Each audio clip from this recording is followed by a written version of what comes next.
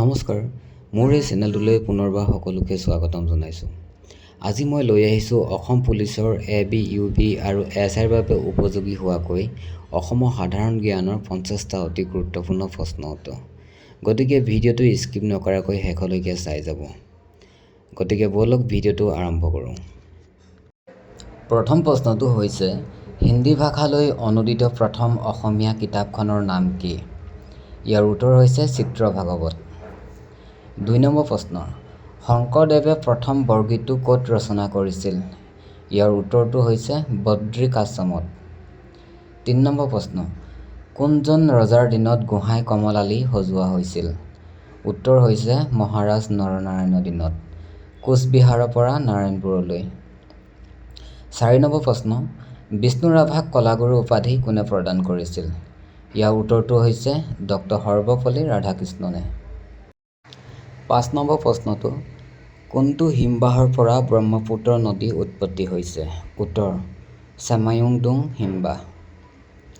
6 number প্ৰশ্ন, হাজোৰ পোৱামক্কা কোনে সজাইছিল? উত্তৰটো হৈছে গিয়াছুদ্দিন আউলিয়া। 7 নম্বৰ প্ৰশ্ন, অসমৰ প্ৰথম লোক আদালত ক'ত স্থাপন কৰা হৈছিল? ইয়াৰ উত্তৰটো হৈছে হাজোত। 8 নম্বৰ প্ৰশ্ন, অসমৰ প্ৰথম ছপাশালখনৰ নাম কি? উত্তৰ মিছন প্ৰেছ, শিৱসাগৰ। 9 নম্বৰ প্ৰশ্ন, প্ৰথম অসমীয়া কথা কবিতাৰ ৰচক কোন? উত্তৰ যতীন্দ্ৰনাথ দুৱৰা। 10 নম্বৰ প্ৰশ্ন, প্ৰিয়তমাৰ চিঠি কবিতাৰ ৰচক কোন? উত্তৰ হেমচন্দ্ৰ গোস্বামী। 11 নম্বৰ প্ৰশ্ন, প্ৰথম অসম সাহিত্য সভাৰ সভাপতি কোন আছিল? উত্তৰ পদ্মনাথ গোহাঞিবৰুৱা। 12 নম্বৰ প্ৰশ্ন, প্ৰথম অসম সাহিত্য সভাৰ মহিলাৰ সভাপতি কোন? উত্তৰ নলিনীবালা দেৱী। 13 নম্বৰ প্ৰশ্নটো হৈছে প্ৰথম সাহিত্য অকাডেমি বঁটা কোনে লাভ কৰিছিল? উত্তৰ যতীন্দ্ৰনাথ দুৱৰা।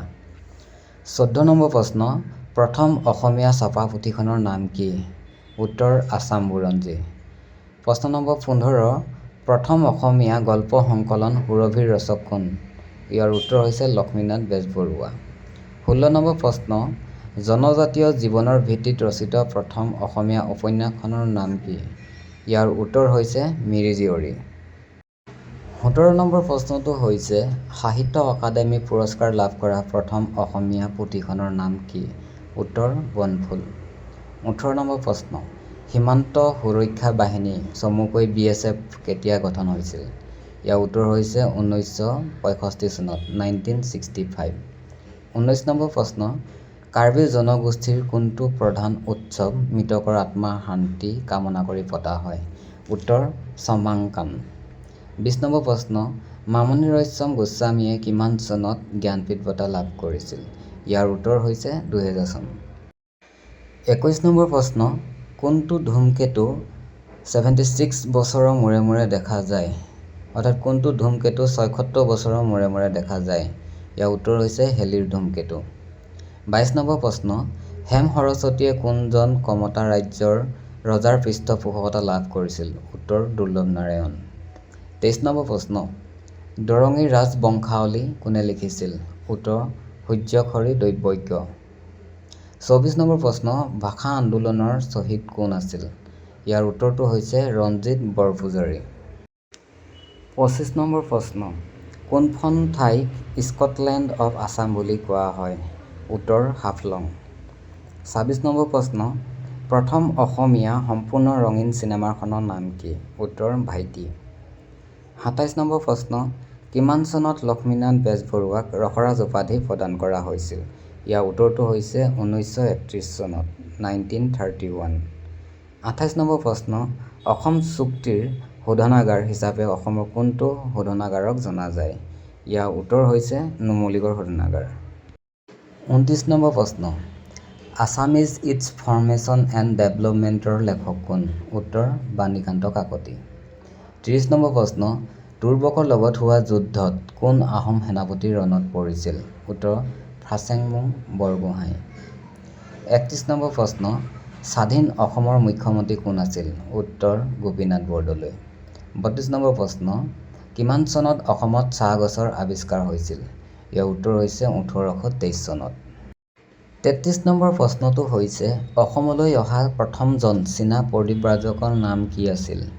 ইয়াৰ উত্তৰ হৈছে হিউয়েন চাং। 34 নম্বৰ প্ৰশ্ন অসমত কেইখন ৰাষ্ট্ৰীয় উদ্যান আছে? ইয়াৰ উত্তৰ হৈছে 8খন। 35 নম্বৰ প্ৰশ্ন সতী সাধিনী কাৰ পত্নী আছিল? উত্তৰ হৈছে নীতিপাল। 36 নম্বৰ প্ৰশ্ন ৰায়মনা ৰাষ্ট্ৰীয় উদ্যান অসমৰ কোনখন জিলাত অৱস্থিত? ইয়াৰ উত্তৰ হৈছে কোকৰাঝাৰ জিলা। বৰ্তমান ৰাষ্ট্ৰীয় উদ্যান কেইখন হৈছে কাজিৰঙা নেশ্যনেল পাৰ্ক 1974 চনত আৰু মানস নেশ্যনেল পাৰ্ক 1990 চনত। কাজিৰঙা নেশ্যনেল পাৰ্ক আৰু মানস নেশ্যনেল পাৰ্ক দুয়োখন ৱৰ্ল্ড হেৰিটেজ ছাইট হিচাপে 1985 চনত স্বীকৃতি পাইছিল। 3 নম্বৰ নেশ্যনেল পাৰ্কখন হৈছে Nameri national park, Orang national park, Dibru-Saikhowa national park, Dihing Patkai national park, Raimona national park আৰু শেহতীয়াকৈ 2025 চনত স্বীকৃতি পোৱা নেশ্যনেল পাৰ্কখন হৈছে চিকনা জৌহোলাও ৰাষ্ট্ৰীয় উদ্যান। 37 নম্বৰ প্ৰশ্নটো হৈছে 2011 চনৰ লোকপিয়ল অনুসৰি অসমৰ কোনখন জিলাত জনসংখ্যা সৰ্বাধিক আছিল? উত্তৰ হৈছে নগাঁও জিলা। 38 নম্বৰ প্ৰশ্ন 2011 চনৰ লোকপিয়ল অনুসৰি অসমৰ জনসংখ্যা কিমান আছিল? ইয়াৰ উত্তৰ 3,12,00,000। 39 নম্বৰ প্ৰশ্ন অসমৰ কোনখন জিলা সৰ্বপ্ৰথম ধঁপাত নিষিদ্ধ হিচাপে ঘোষণা কৰা হৈছিল? ইয়াৰ উত্তৰ হৈছে যোৰহাট। 40 নম্বৰ প্ৰশ্নটো হৈছে অসমীয়া গদ্যৰ জনক বুলি কাক জনা যায়? ইয়াৰ উত্তৰ হৈছে ভট্টদেৱ।